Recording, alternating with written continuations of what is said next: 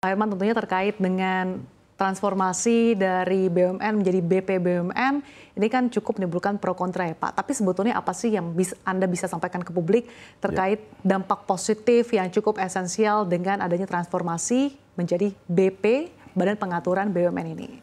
Ya, sebetulnya ada beberapa urgensi sehingga Undang-Undang Nomor 19 Tahun 2003 ini mengalami perubahan keempat. Ya, pertama tentu akibat dari Mahkamah Konstitusi mengambil keputusan terkait dengan dilarangnya wakil menteri untuk menjabat sebagai komisaris ataupun direksi. Nah, oleh karenanya atas keputusan Mahkamah Konstitusi inilah tentu juga bagian dari perubahan keempat Undang-Undang 19 tahun 2003 tentang BUMN. Yang kedua juga tentu juga karena ini tuntutan masyarakat ya terkait dengan transparansi dan akuntabilitas badan usaha milik negara. Karena atas keputusan perubahan ketiga, status terhadap pegawai BUMN yang bukan pejabat negara ini mengakibatkan BUMN tidak dapat diperiksa oleh Badan Pemeriksa Keuangan Negara, yaitu BPK.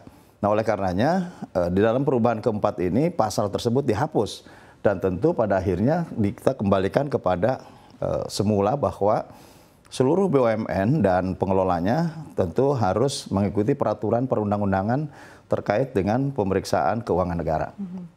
Nah, yang ketiga memang ini untuk menyesuaikan terhadap peran dan substansi adanya nomenklatur Kementerian BUMN yang saya kira bahasanya bukan mendowngrade ya, bukan menurunkan, tetapi bagaimana kita menyetarakan antara peran dan antara dengan peran regulator, sehingga pada akhirnya kami bersepakat pemerintah mengajukan daftar inventarisasi masalah dan kami bersepakat bahwa untuk kelembagaan memang kita setarakan.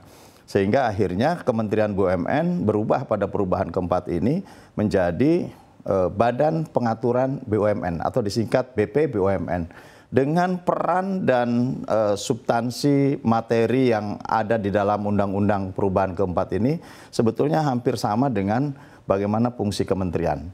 Namun tentu dengan berbagai perubahan transformasi yang terjadi ini ya sebagian tugas dan kewenangan memang sekarang sudah ada di Danantara. Ya. Oleh karenanya kami memisahkan dalam dua kamar gitu ya, bahwa BPI Danantara adalah berstatus operator dan mengelola 99% saham seri B. Sedangkan apa tugas dan fungsi dari Badan Pengaturan BUMN adalah sebagai regulator dan kemudian mengelola 1% saham seri A merah putih.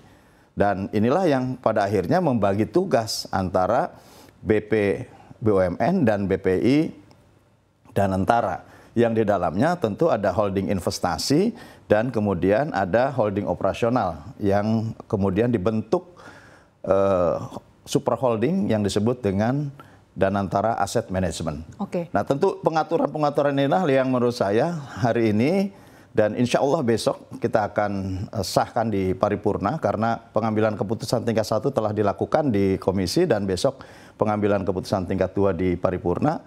Tentu bagaimana kesetaraan dan fungsi tugas yang lebih jelas, lebih pasti telah diatur di dalam perubahan keempat ini. Oke, artinya tadi Anda sudah tegaskan bahwa dengan diubahnya menjadi BP BUMN tidak seperti yang dikhawatirkan publik ya Pak, tidak menurunkan status dari BUMN ini sendiri. Tapi kalau dari segi tata kelola Pak, nanti ketika sudah jadi BP BUMN, ini tata kelola yang mungkin bisa dirasakan langsung oleh publik atau investor nih, seperti apa sih Pak dengan nanti jadi regulator ya Pak? Ya, tentu kan ada beberapa klausul yang ini memperkuat ya pada prosesi bahwa ini adalah sebagai lembaga bisnis. Jadi jangan sampai bahwa kita terjebak, badan usaha milik negara terjebak dalam urusan birokrasi yang terlalu panjang pada hal-hal yang tertutup, sehingga kemudian sebagai lembaga bisnis ke depan meski ranahnya regulator ini akan lebih terbuka, lebih transparan, bahwa transformasi ini menciptakan terhadap transparansi dan akuntabilitas inilah yang kami dorong, sehingga kemudian tidak ada keraguan para investor untuk bersama-sama dengan badan usaha milik negara ini untuk meningkatkan performa maupun pendapatan terhadap BUMN ke depan. Bayangkan ya, Kita ini ada sekitar 1046 BUMN sampai anak cucu gitu. Nah, nilai asetnya kalau dihitung itu lebih dari 16.500 triliun nilai asetnya. Ya. Ngitung sederhana selalu bahwa Presiden Prabowo selalu menyampaikan di publik, kalau 16.500 triliun nilai aset BUMN, semestinya kan kalau dikelola dengan baik, return on asetnya itu bisa 10% saja. Kalau 10% kan berapa? 1.650 triliun setiap tahun. Dan saya sudah, ini adalah merupakan tahun ke-6 di Komisi 6 untuk selalu mendalami dan mencermati terhadap bagaimana performa dari BUMN. Saya kira ya segitu-gitu aja, stuck gitu ya. Paling tinggi ya 90 triliun setiap tahun dividen di store. Dan dividen di store dengan 90 triliun, jika kemudian dibanding terhadap nilai aset yang tadi 16.500 triliun dan dihitung ROA-nya misalkan 10% saja, masih jauh gitu. Nah, oleh karenanya tata kelola ini berarti menjadi persoalan, menjadi masalah. Dan lebih jauh lagi bahwa penyumbang terhadap dividen ini, penyumbang rugi laba terbesar itu kan hanya disumbang oleh kurang lebih 15 BUMN saja. Ya.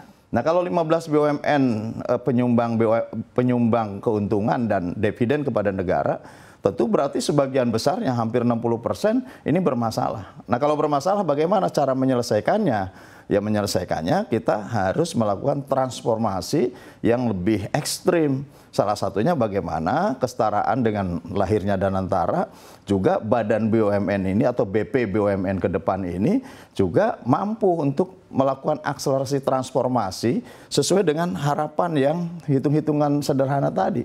Bahwa kalau 1.000 triliun saja bisa dihasilkan dari kinerja BUMN ini, tentu kita tidak harus defisit anggaran negara kita. Kita bisa membiayai terhadap anggaran-anggaran lainnya.